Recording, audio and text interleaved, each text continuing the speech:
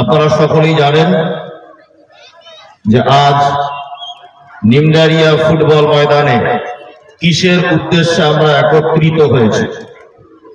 আপনারা সকলেই জানেন যে ভারতবর্ষের দিল্লি সরকার আরএসএস দ্বারা পরিচালিত বিজেপি সরকার নরেন্দ্র মোদী ওয়াকফ বিল সংশোধনী নামে সমস্ত সম্পদকে আত্মসাৎ করার সুপরিকল্পনা করেছেন। আপনারা সকলেই এগুলো সোশ্যাল মিডিয়ার মাধ্যমে দেখতে পাচ্ছেন। সব থেকে বড় কথা হচ্ছে এই যে আমরা প্রথমে জেনে নেব যে ওয়াকফ কি, এটা খায় না গায়ে মাখে, এটা কেমন।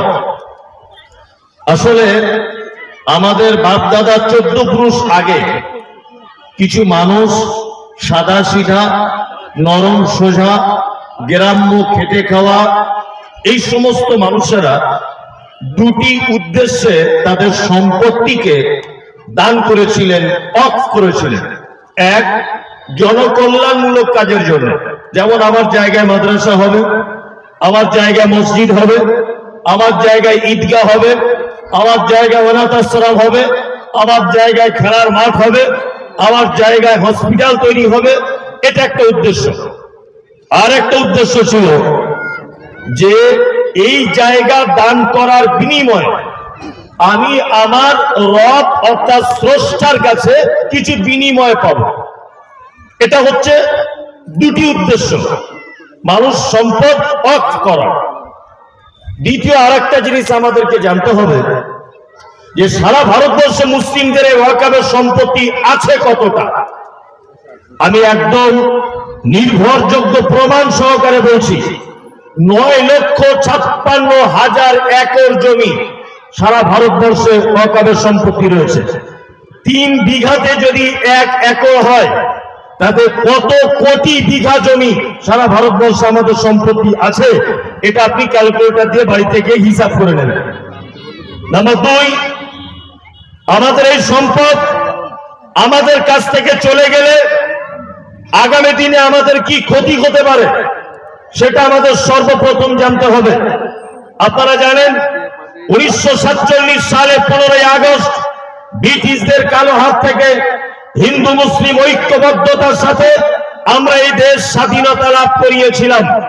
1947-এর পরে 1956 সালে সর্বপ্রথম কংগ্রেসের পিরিয়ডে এই ওয়াকফ বিলের নতুন আইন পাস করা হয়েছিল। নতুন আইন এটা হয়েছিল যে সারা ভারতবর্ষের যত ওয়াকফের সম্পত্তি রয়েছে এই সম্পত্তিগুলো হেলায় ফেলায় নষ্ট না করে একটি বোর্ড গঠন করে সেই বোর্ডের মাধ্যমে এটাকে পরিচালনা করা হবে।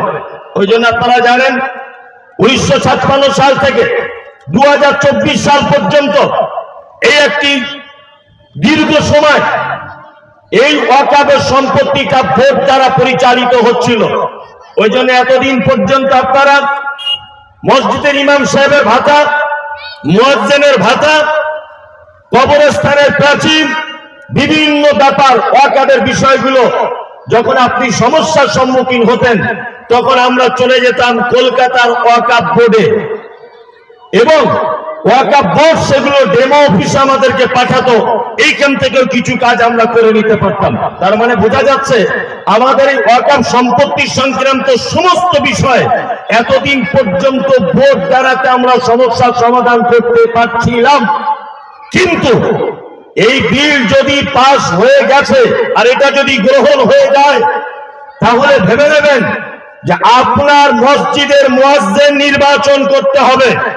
নির্বাচন করার আগে বাংলার দায়িত্ব যিনি রয়েছেন শুভেন্দু অধিকারীর মতো অপদার্থ কুলাঙ্গারের সিগনেচার নিয়ে তবে আপনার মসজিদের ইমাম নির্বাচন করতে হবে। আপনার আব্বা মারা গেছে, আপনার আব্বাকে কবরস্থ করবেন, কবরের গর্তটা কতটা হবে, দক্ষিণ দিকে না পূর্ব দিকে কবর দেবেন, এইটা জানার জন্য সিগনেচার করে আনতে হবে দিলীপ ঘোষের মতো একজন অপদার্থ মানুষের কাছে।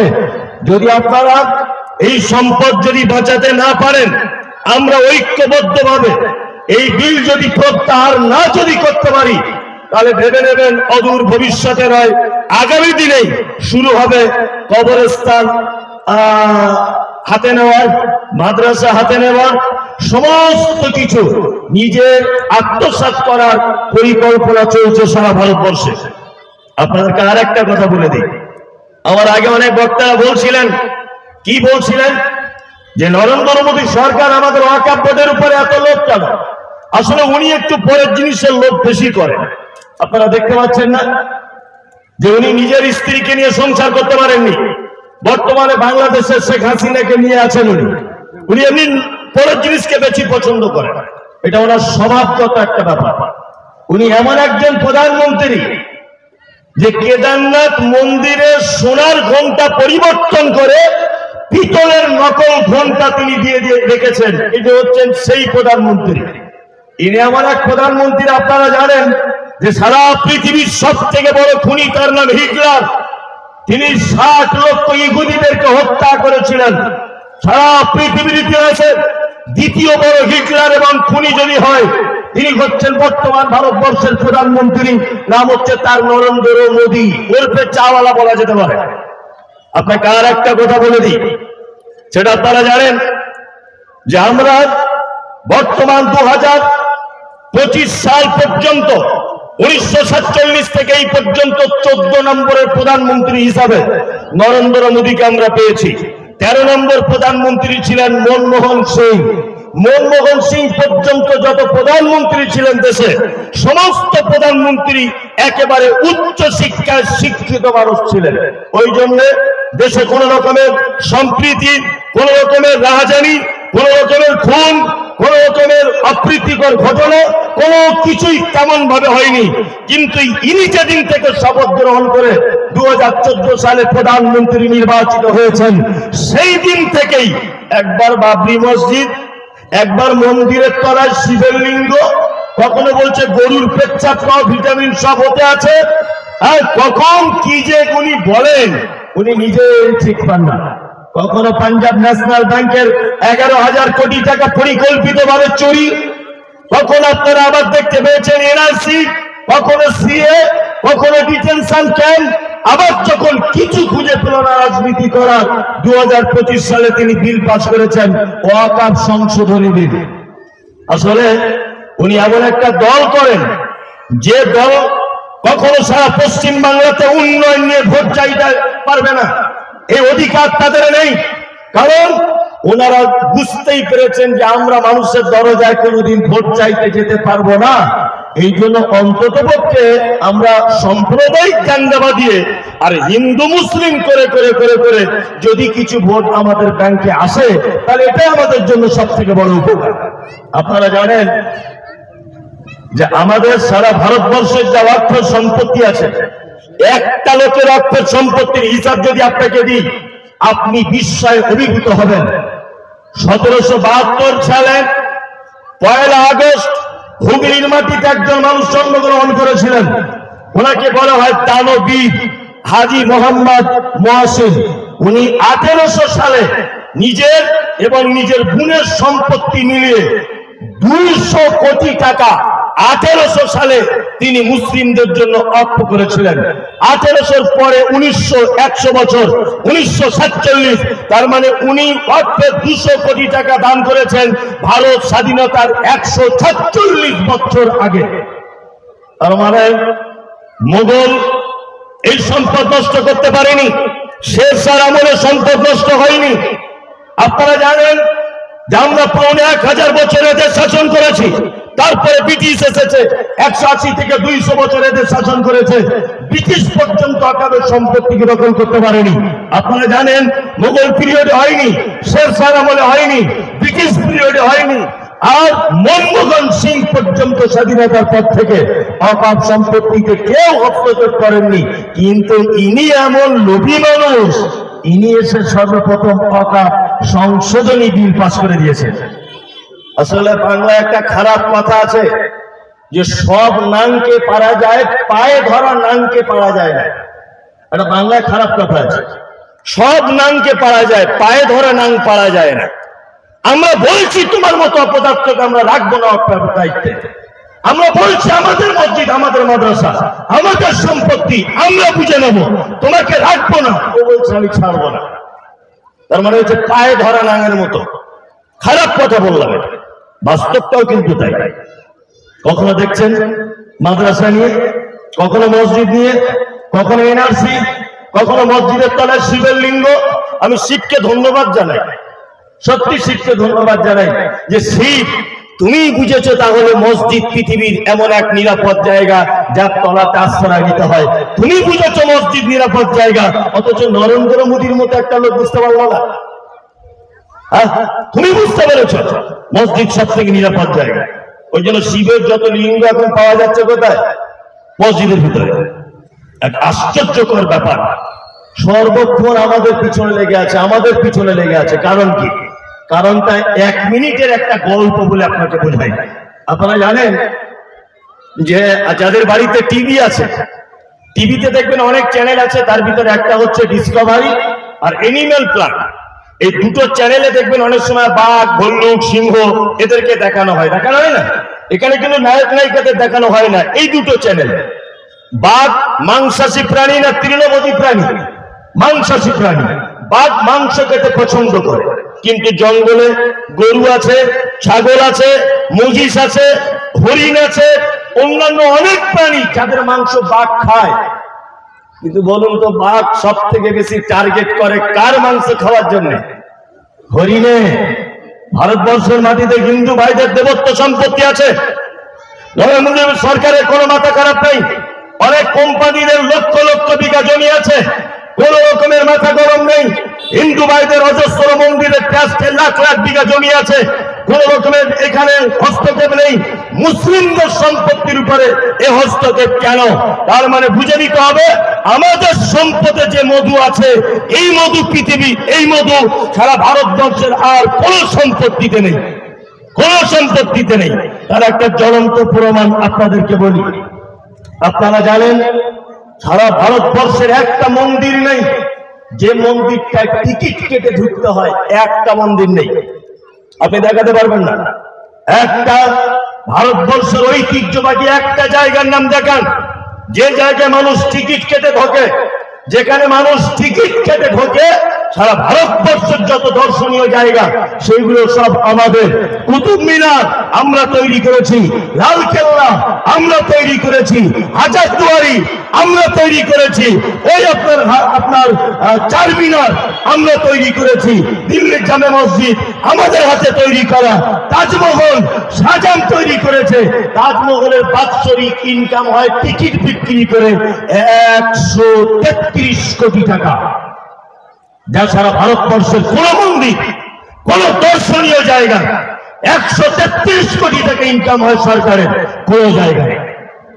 আপনি যান, খোঁজ নিয়ে দেখুন, হাজারদুয়ারিতে যান, 83 কোটি টাকা বছরে শুধু টিকিট বিক্রি হয়। টিকিট বিক্রি হয় 83 থেকে 100 কোটি টাকার কাছাকাছি টিকিট বিক্রি হয় শুধু। আমাদের সম্পত্তির হাজী মোহাম্মদ মহসিন আজ থেকে প্রায় 203 বছর আগে 200 কোটি টাকা যে ওয়াকফ করেছিলেন, ব্যাংকের হিসাব অনুযায়ী যদি 5 বছরের টাকা যদি ডবল হয়, তাহলে হাজী মোহাম্মদ মহসিনের যে টাকা ডবল হয়েছে ওই টাকা দিয়ে সারা বাংলাকে পরিচালনা করা যাবে, কোনো সমস্যা নেই। একজন মানুষের ওয়াকফের সম্পত্তিতে। এ তো সারা ভারতবর্ষের ইতিহাস আপনারা জানলেন। আমাদের পশ্চিম বাংলাতে কত আছে ওয়াকফের সম্পত্তি?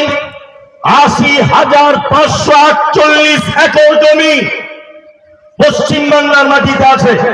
আপনারা জানেন কলকাতার নেতাজি সুভাষচন্দ্র বিমানবন্দর, এই বিমানবন্দরের ভিতরে ছোট্ট একটা মসজিদ আছে, তাই না?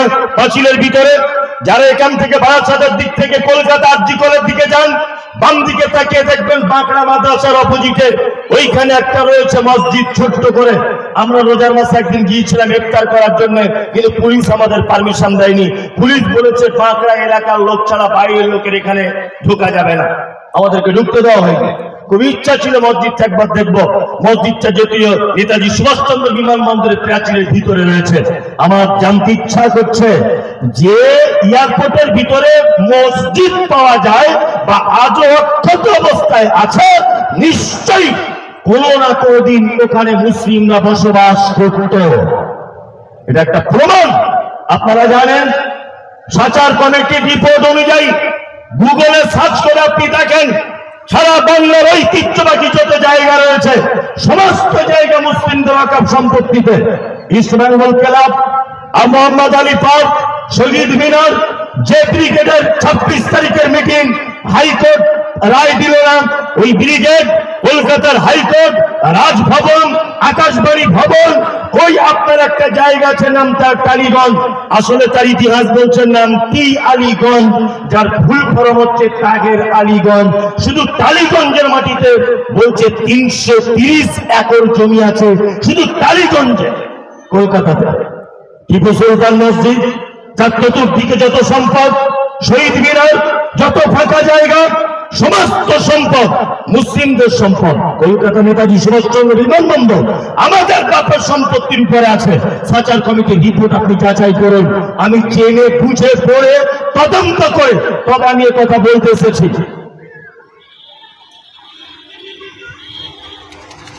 আচ্ছা,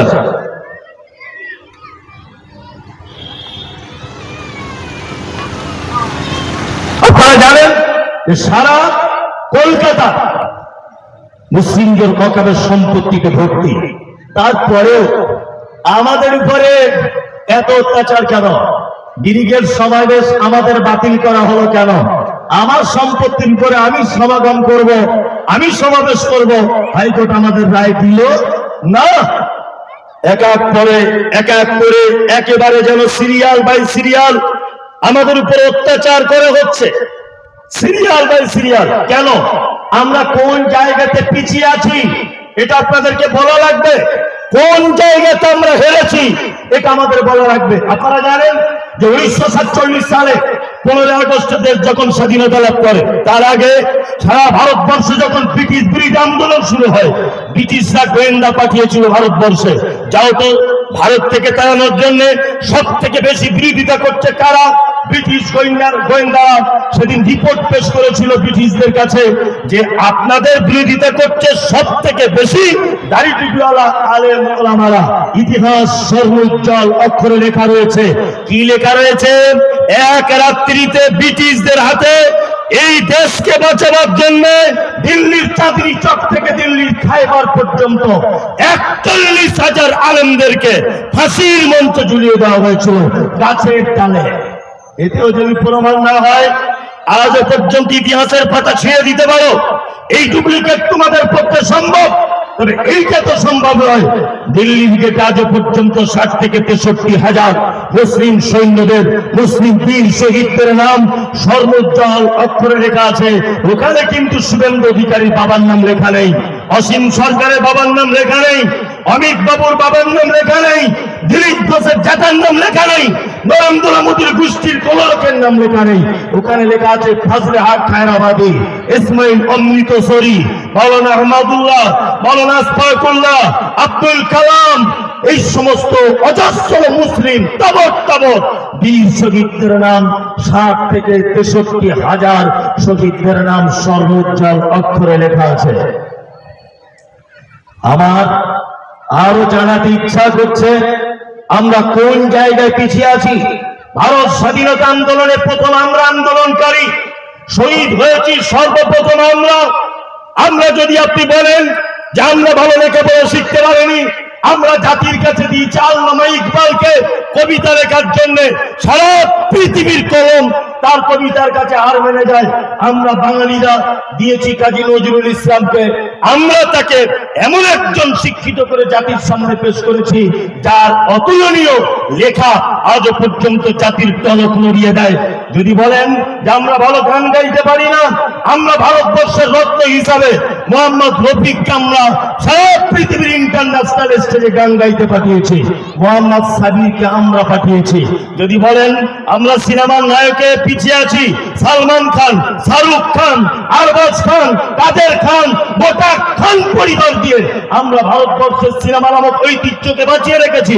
আমরা যদি আপনারা বলেন আমরা ভালো একজন মানুষ দিতে পারিনি, দেশের একজন প্রধান নাগরিক নাম হলো তার আব্দুল কালাম আজাদ, তিনি নামে মুসলিম ছিলেন।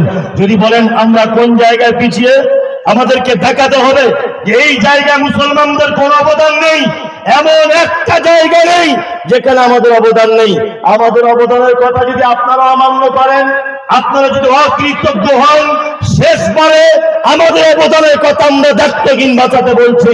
আপনাদের কুম্ভ মেলাতে যখন পুণ্যার্থীরা যখন বিপদের সম্মুখীন হয়েছিল, এই দাড়ি টুপিওয়ালা, পাঞ্জাবিওয়ালা, টুপিওয়ালা মুসলমানরা তাদের মসজিদের দরজা খুলে দিয়েছিল। আমাদের একেবারে শেষ অবদান কুম্ভ মেলায় বিপদগ্রস্ত সনাতনী হিন্দু ভাইদের জন্য আমরা আশ্রয় দিয়েছি, মসজিদের গেট খুলে দিয়েছি আমরা দাড়ি টুপিওয়ালা পাঞ্জাবিরা। আমরা শুনুন একটা কথা বলি, আল্লাহ নবী সাল্লাল্লাহু আলাইহি ওয়াসাল্লামের হাদিস যে ওই লোকের থাকার জায়গা জাহান্নাম যে লোক মুনাফিকি করে যুদ্ধের ময়দান ছেড়ে পালিয়ে চলে যায় মিথ্যা অভিযোগ দিয়ে। নিন্দেরিয়ার মানুষের কাছে আমাদের আক্ষেপ, নিন্দেরিয়ার মানুষের কাছে আমাদের দুঃখ এটা যে আপনারা বুঝতে পারলেন না যে আমরা কেন এখানে এসেছি। আমি মুমতাজুল ইসলাম, নিন্দেরিয়াতে আমার 1 শতক জমি নেই। ঈসা সর্দারে আছে কি আমার জানা নেই। এখানে ইমাম সাহেব যিনি আছেন আকবর আলী, ওনার 1 ফোঁটা জমি এই গ্রামে আছে কি আমার জানা নেই। এটা হচ্ছে জাতির ঐক্যের লড়াই, নিজেদের সম্পত্তি বাঁচাবার লড়াই, নিজেদের উম্মার বাঁচানোর লড়াই। এই লড়াই যদি আপনি এখানে আসতে পারেননি মানে বুঝে নিতে হবে আপনার মতো কপাল পোড়া সারা পৃথিবীতে কেউ নেই। কি বলছি বুঝতে পারছেন? আপনার মতো কপাল পোড়া আর পৃথিবীতে কেউ নেই। অবাক হচ্ছি যে এত সুন্দর একটা পরিবেশ সাজানো হয়েছে, অথচ আপনারা এই পরিবেশ অ্যাটেন্ড করতে পারলেন না। আসলে আমার অনেক দিনের অভিজ্ঞতা, বয়স আমার যাই হোক, অভিজ্ঞতা আমার যতটা হয়েছে তাতে করে যা বুঝেছি যে সব থেকে সমাজে বড় সর্বনাশ করেছে মুনাফিক। সব থেকে বড় সর্বনাশ করেছে কারা? মুনাফিক।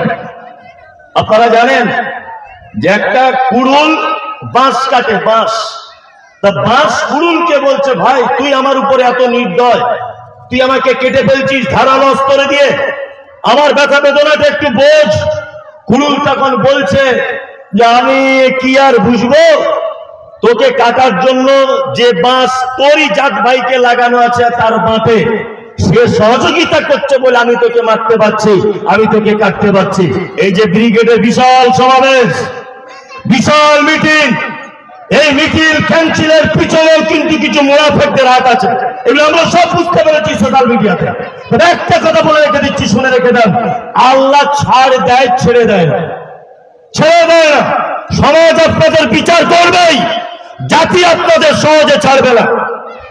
নরেন্দ্র মোদী, আরে নরেন্দ্র মোদীকে আমাদের মতো লোক 10 পয়সা ভয় পায় না, কারণ আমরা বদরের মাঠ 313 দিন কাঁপিয়ে দিয়ে চলে এসেছি। আমরা তারা এক রাত্রিতে 40,000 থেকে 41,000 ব্রিটিশদের হাতে আমরা ফাঁসির মঞ্চে ঝুলেছি। আমরা কারা?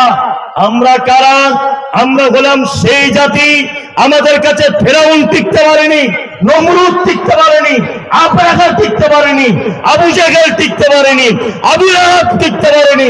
তোমার মতো 130 থেকে 35 কোটি মানুষের সরকার নরেন্দ্র মোদী, তুমিও টিকতে পারবে না। শুধু সময়ের অপেক্ষা, সময়ের অপেক্ষা। পৃথিবীতে ইমানদারদের কাছে কেউ টিকে থাকতে পারে? মুসলিমদের কাছে কেউ টিকে থাকতে পারে? নেই।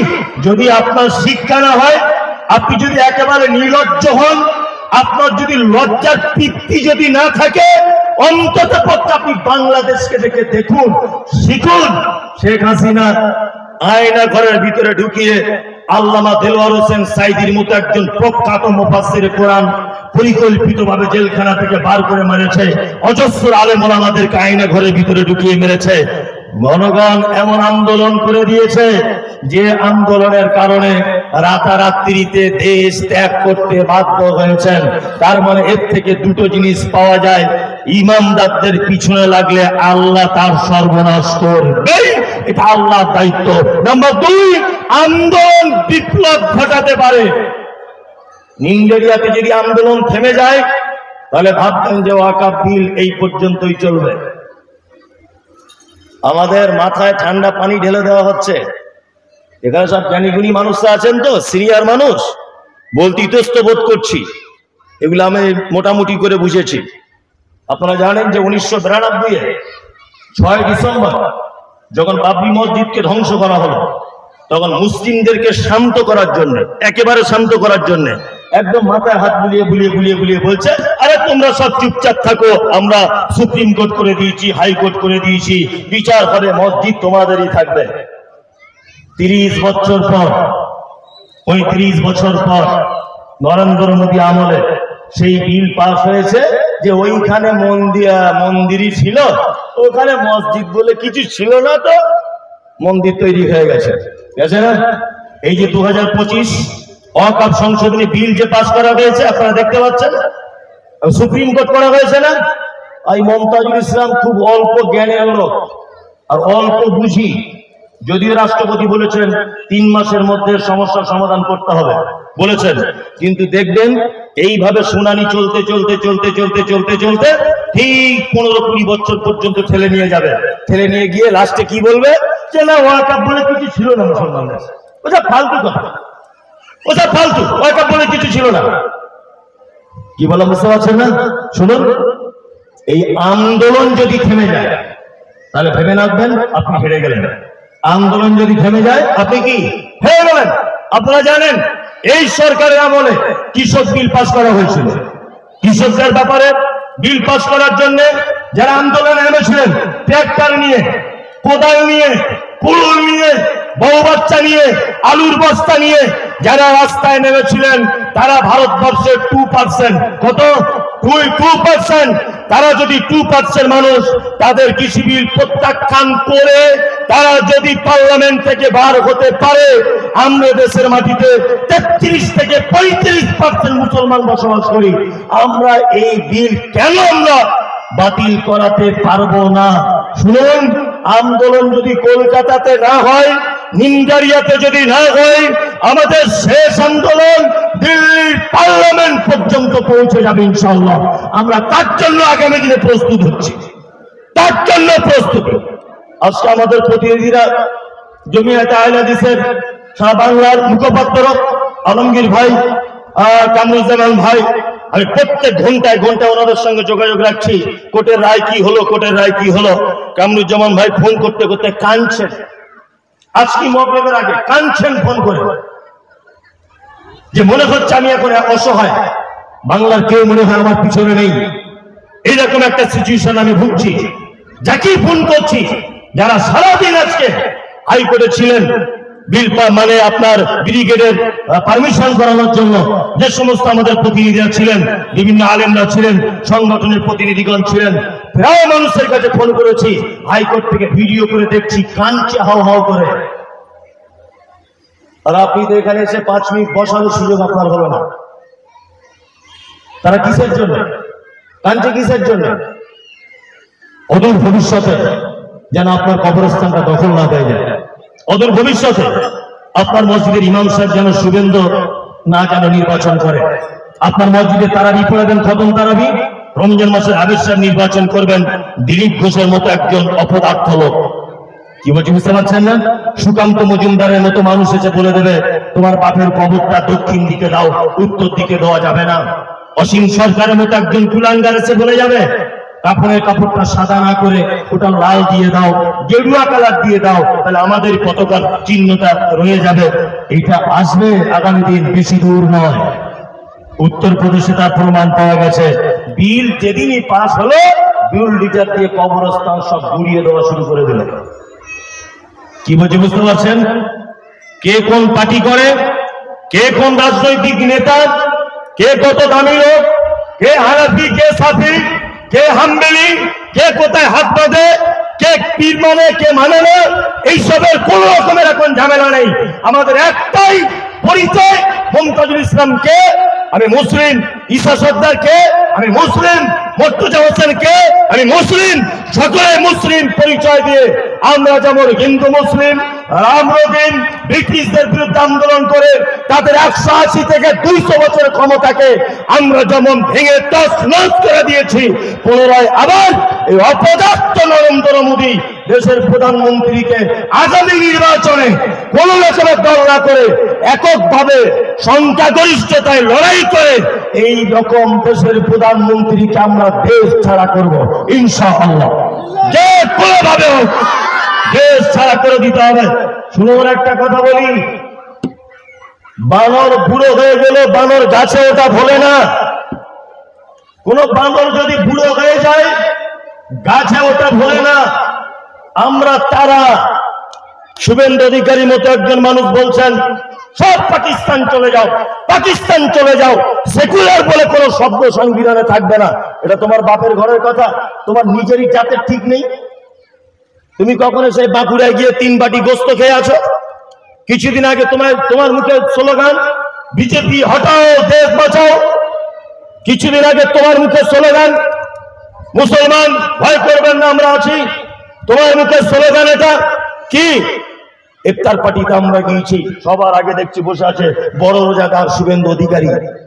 হ্যাঁ, এখন এত বেশি মমতা ব্যানার্জির সরকারের টাকা খেয়েছে যে উনি ইডিসিবিআইয়ের ভয়ে আগে থেকে বিজেপির কাছে সারেন্ডার হয়েছে, এটা আপনারা জানেন। এখন ওনার সারা বাংলাতে বেঁচে থাকার কোনো উপায় নেই। রাজনৈতিক নেতা হিসাবে কোন রকমের কিছু নেই, কোনো উন্নয়ন করতে পারেননি, কিচ্ছু তিনি করতে পারেন না। এখন তিনি হিন্দু ভাইদের ধর্মীয় নেতা হয়েছেন। আমার জানতে ইচ্ছা করে সনাতনী ভাইদের কোন ধর্মগ্রন্থে লেখা আছে যে রামনবমীতে তলোয়ার ধার দিয়ে রাস্তা দিয়ে যাও আর মুসলমান পেলে টুকরো টুকরো করে কেটে দাও, এটা কোন ধর্মগ্রন্থ আছে?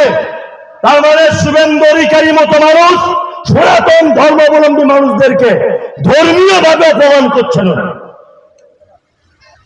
কোন ধর্ম এটা হতে পারে? আমাদের ব্যাপারে বলা হচ্ছে মুসলিম মানে সন্ত্রাস, মাদ্রাসা মানে মাওবাদী, তাই না? মুহাম্মদ সাল্লাল্লাহু আলাইহি ওয়াসাল্লাম আমাদের ধর্ম যিনি গুরু, তিনি বলেছেন অন্যায় ভাবে বিড়ালকে হত্যা করলে থাকার জায়গা জাহান্নাম। আর একজন বেশ্যা মহিলা পৃথিবীর সব থেকে পাপী, ও যদি একটা কুকুরকে পানি পান করিয়ে দেয় ওর থাকার জায়গা জান্নাত। আমাদের ইসলাম ধর্মের যিনি গুরু মুহাম্মদ সাল্লাল্লাহু আলাইহি ওয়াসাল্লাম তিনি বলেছেন আরে বিড়াল মারলে জাহান্নাম, কুকুরকে পানি পান করালে জান্নাত। এই জাতি কখনো সন্ত্রাস হতে পারে না, কখনো হতে পারে না। জানতে ইচ্ছা করছে বলছে মাদ্রাসা, আপনারা জানেন উত্তরপ্রদেশ ইতিমধ্যে 136টা মাদ্রাসা তালা লাগিয়েছে। এই কদিনের ভিতরে 136টা মাদ্রাসায় তালা লাগিয়েছেন। এর মধ্যে কারণ কি? কারণ একটা কথা জেনে রেখে দেন। আচ্ছা বলুন তো দেখি, একটা দেশকে বাঁচায় কারা? কারা? সেনা। দেশের সেনারা দেশ বাঁচায়, তাই না? সেনারা যখন হাত তুলে দেবে সে দেশের সরকার আর দেশে টিকতে পারবে না। ঠিক যেমন হাসিনার হয়েছে, এতদিন যত অত্যাচার মানুষ সহ্য করেছে, সেনারা যখন হাত তুলে দিয়েছে হাসিনা টিকতে পারেনি। টিকতে পারেছে? টিকতে পারে না। ঠিক তেমন ওই জন্য প্রত্যেক দেশের সরকার প্রধানমন্ত্রী ওনারা সবসময় সেনাদের ব্যাপারে খুব অটুট। দেশের যা ইনকাম হয় তার 2%, মানে 3%-এর 3 ভাগের 2 ভাগ টাকা শুধু সেনাদের পিছনে ব্যয় করে। আপনাদের এলাকায় আর্মিতে যে চাকরি করে তার মা অসুস্থ হলে চিকিৎসা ফ্রি, তার মা ট্রেনে করে বেড়াতে যাবে সব ফ্রি। এত সাবসিডি কিসের? তারা জানে যে এর বেটাকে ঠিকঠাক করে না রাখতে পারলে আমি গতিতে টিকতে পারবো না। তার মানে একটা দেশকে বাঁচাতে পারে কে? সেনা। ঠিক তেমন এই ইসলাম ধর্মটাকে বাঁচানোর একটা সেনা আছে, তারা হচ্ছে মাদ্রাসার ছাত্ররা। এরা হচ্ছে ইসলামের সেনা। ইসলাম ধর্মে কি সেনা? আরে সেনা তৈরি হয় কোন ঘাঁটিতে? মাদ্রাসাতে। নরেন্দ্র মোদী এটা বুঝতে পেরেছেন, মসজিদ থাক এখন কয়েকদিন পরে হবে, আগে এই সেনা তৈরি হওয়ার ঘাঁটিগুলোকে ভেঙে দেওয়া যাবে। ওই জন্য মাদ্রাসার উপরে এত আক্রমণ। বলছে মাদ্রাসায় সন্ত্রাস হয়। আমার জানতে ইচ্ছা করছে, ওই আপনার মুম্বাইয়ের তাজ হোটেলে বোম বাস্টিং হলো, তারা কি মাদ্রাসায় পড়তো? হ্যাঁ, ওই নদিয়ার 73 এক বৃদ্ধাশ্রমে 71 বছর নারীকে 13 জন যুবক মিলে ধর্ষণ করেছে, তারা কোন মাদ্রাসার ছাত্র ছিল? হ্যাঁ, আপনি গুজরাটের অজস্র মা বোনেদের ইজ্জত লুণ্ঠন করেছেন, গুজরাটে অজস্র মানুষদেরকে আপনি হত্যা করেছেন। আপনি কোন দেশে পড়াশোনা করেছেন মাদ্রাসায়? আপনি কোন মাদ্রাসার ছাত্র? এই সমস্ত জিনিস দিয়ে আমাদেরকে রুখে দেওয়া যাবে না। ইনশাআল্লাহ আমাদের আন্দোলন বৃহত্তম আন্দোলন, ডেট পরিবর্তন হলে আমরা ব্রিগেডে যাবো ইনশাআল্লাহ। ইনশাআল্লাহ ইনশাআল্লাহ ব্রিগেডের জন্য তৈরি হন। আবার আমরা যে কোনো ভাবে হোক, ব্রিগেড ময়দানটাকে ব্যাপারে আপত্তি করছে, ব্রিগেডে না হলেও পরবর্তী কোনো ময়দানেও আমরা ডেট করবই ইনশাআল্লাহ। আগামী দিনে আবার আপনাদেরকে ডেট জানানো হবে। রাত্রি অনেক হলে এশা নামাজের টাইম হয়ে যাচ্ছে।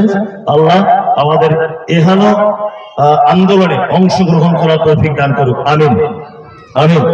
আর আমি অসংখ্য ধন্যবাদ জানাবো যে আমাদের এলাকার কৃতি সন্তান বিশিষ্ট সমাজসেবী ঈশা সর্দার মহাশয় বাবু, তিনি বসে আছেন ওনার নেতৃত্বে, এবং আমার ভাই রয়েছেন, আপনারা হয়তো চেনেন কি চেনেন জানি না, উত্তর 24 পরগনা ইমাম অর্গানাইজেশন অ্যান্ড ওয়েলফেয়ার ট্রাস্টের জেনারেল সেক্রেটারি উনি হচ্ছেন মাওলানা আকবর আলী ভাই।